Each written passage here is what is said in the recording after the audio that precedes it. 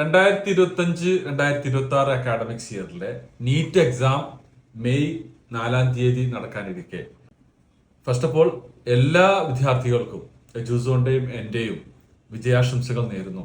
അതോടൊപ്പം തന്നെ NEET exam appear ചെയ്യാൻ പോകുന്ന സ്റ്റുഡൻസിന്റെ അടുത്ത് എനിക്ക് റിക്വസ്റ്റ് ചെയ്യാനുള്ളത്, എസ്പെഷ്യലി നീറ്റ് ജസ്റ്റ് എലിജിബിൾ ആയാൽ മതി എന്ന് ഉദ്ദേശിക്കുന്ന സ്റ്റുഡൻസിന്റെ അടുത്താണ്. കാരണം നിങ്ങൾക്കറിയാം, വിദേശത്തേക്ക് മെഡിക്കൽ പഠനത്തിന് പോകാൻ ഉദ്ദേശിക്കുന്ന സ്റ്റുഡൻസ് നീറ്റ് എലിജിബിൾ ആയെങ്കിൽ മാത്രമാണ് അവർക്ക് തിരിച്ചു വന്നു കഴിഞ്ഞാൽ ഇവിടുത്തെ നെക്സ്റ്റോ FMGO എക്സാം അപ്പിയർ ചെയ്യാൻ പറ്റുള്ളൂ.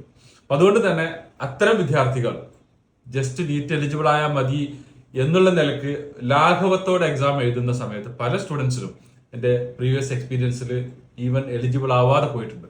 അതിന്റെ മെയിൻ കാരണം ഞാൻ പോയിന്റ് ചെയ്തത്, എക്സാം അറിയുന്ന ക്വസ്റ്റ്യൻ എല്ലാം ആൻസർ ചെയ്തതിനു ശേഷം ഫ്രീ ടൈം ഉള്ള സമയത്ത് അവരൊരു കറക്കിക്കുത്തുണ്ട്. ആ കറക്കിക്കുത്തോട് ഉദ്ദേശിക്കുന്നത് വെച്ചാൽ ശരിയാവുകയാണെങ്കിൽ ശരിയാവട്ടെ എന്നുള്ള നിലക്ക് അറിയാത്തതുപോലും പിക്ക് ചെയ്യുന്ന ഒരു പ്രവണത പൊതുവെ സ്റ്റുഡൻസിന്റെ അടുത്തുണ്ട്.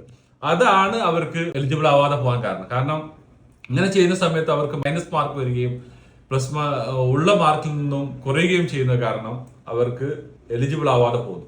അപ്പോ റിക്വസ്റ്റ് ചെയ്യുന്നത്, ഒരിക്കലും തന്നെ അറിയാത്ത സംഭവങ്ങൾ ടിക്ക് ചെയ്യാതെ അറിയുന്നത് മാത്രം എഴുതിയാൽ തന്നെ ഓൾമോസ്റ്റ് സ്റ്റുഡൻസും എലിജിബിൾ ആവും. അപ്പോൾ വിദേശ മെഡിക്കൽ പഠന സംബന്ധമായിട്ട് എന്ത് ഡൗട്ട്സ് ഉണ്ടെങ്കിലും നിങ്ങൾക്ക് എന്നെ വിളിക്കാം. ഒന്നുകൂടെ എല്ലാ വിദ്യാർത്ഥികൾക്കും വിജയാശംസകൾ നേരുന്നു. Okay, by.